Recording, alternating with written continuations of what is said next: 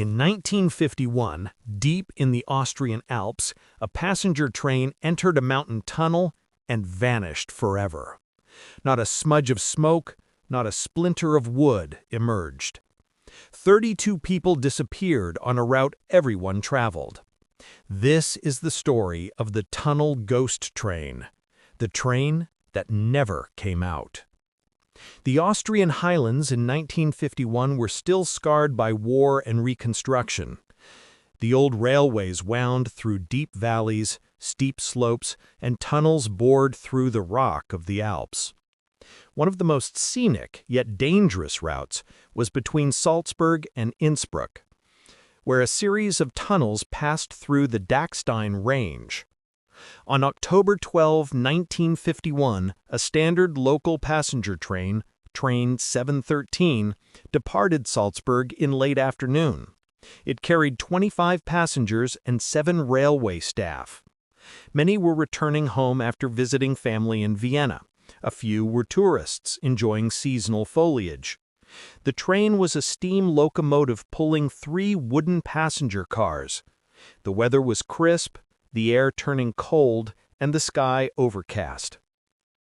Among the passengers, an elderly couple visiting their granddaughter in Innsbruck, a school teacher returning to her post, 2 men rumored to carry diplomatic mail, a young engineer planning to help rebuild alpine tunnels. The conductor, Franz Radl, was known as steady and reliable. Locals trusted him. The engineer, Karl Weingartner, had navigated alpine passes for over 2 decades and knew risk.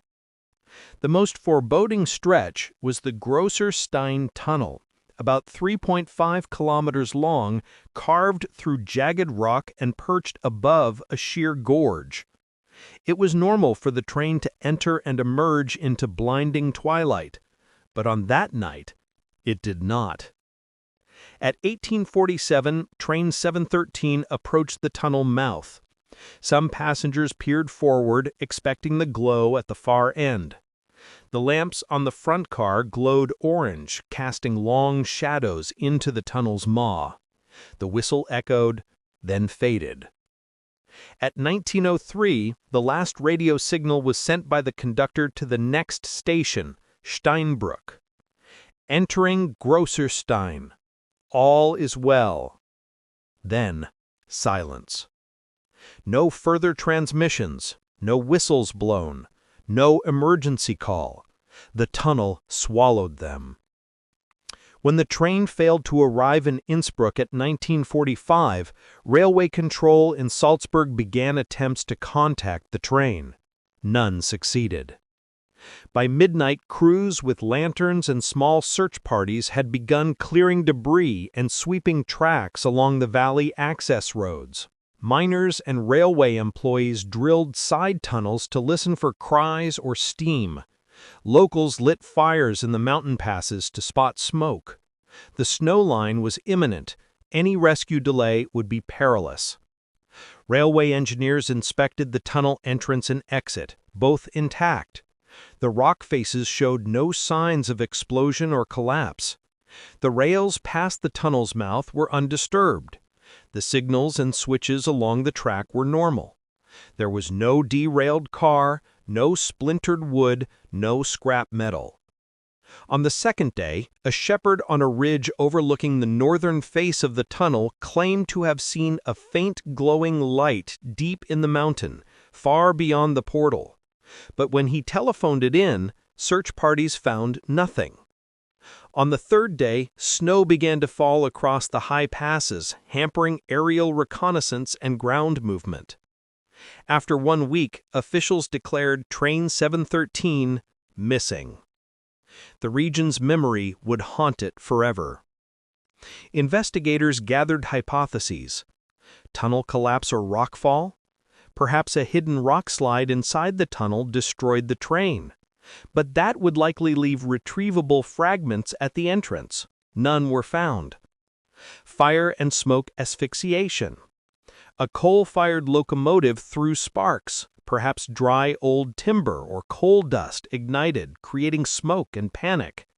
but wooden carriages show no scorched remains at entrances. Sabotage or political intrigue. Post-war Austria was unstable. Factions might have targeted a train carrying officials or secret mail. Some claimed the train carried diplomatic envelopes, but no record or motive was ever verified. Secret side tunnel or undocumented branch. Some old tunnel map drafts suggested an aborted branch off the main tunnel, an underground siding never fully documented. Could train 713 have been diverted or forced off course? If so, its cars might lie hidden underground, unreached by searchers. Deep burial hypothesis. Over the decades, rockfall and seismic activity may have shifted debris to completely bury the wreck beyond detection.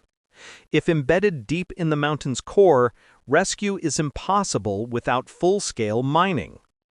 Each theory had supporters, detractors, and no conclusive proof. Years later, in 1972, a spelunking club suffered a rockfall near the tunnel's interior. Their passages briefly exposed what appeared to be rail track and wood fragments beyond known tunnel segments. The fragments were photographed, then vanished behind shifting rock again. Investigators never fully explored that chamber, deemed too dangerous. In 1998, an amateur historian uncovered old railway company maps hidden in a regional archive. One map showed a faint dashed line parallel to the main tunnel, labeled "not fertig," or incomplete branch. The dashed line terminated deep within the mountain, beyond Station G, close to where the missing train would have been. This revived speculation that Train 713 might have slipped into a partially built side chamber. Local lore grew. In foggy nights, hikers reported hearing distant steam whistles deep inside the mountain. Some swore the light of a train car would flicker beyond rock walls. Others avoided the tunnel entirely, believing it haunted by souls forever trapped. In 2005, a joint Austrian-Swiss team launched a geological scan using ground-penetrating radar, GPR, along the tunnel's interior. The scans revealed a hollow void region about 800 meters beyond the southern portal, coinciding with the supposed dashed branch on old maps.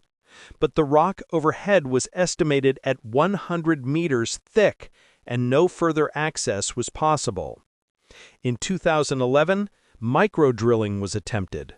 A borehole of 1 meter diameter punched into the void space uncovered debris. Broken rails, wood splinters, a rusted piece of metal stamped 713. The sample was confiscated by railway authorities. No public announcement was made. Some engineers later claimed the metal had been planted to provoke closure of the case. Modern analysis of old passenger manifests revealed that 2 known anti-communist operatives were aboard the train, names scratched out in later copies. Some historians argue the train may have carried sensitive political documents and that a covert action removed it. Still, none of these claims have official confirmation. 32 of the estimated 48 passengers were never accounted for. Official records list 39 missing. Families waited, graveyards erected cenotaphs, poets wrote elegies. Village churches read names in solemn remembrance. Each December 12, locals gather at the southern tunnel portal. Lanterns lit, whistle blown.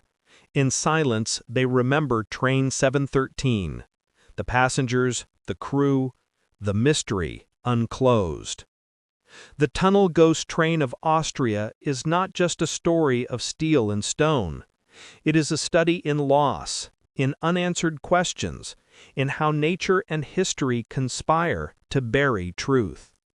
Even today, the mountain keeps its secret, and those who pass that tunnel do so with a hush, half expecting to hear a whistle echo or to glimpse a light deep inside where no man ever returned. Until someone drills through the rock and recovers the train's bones, Train 713 remains the greatest railroad ghost story of the Alps.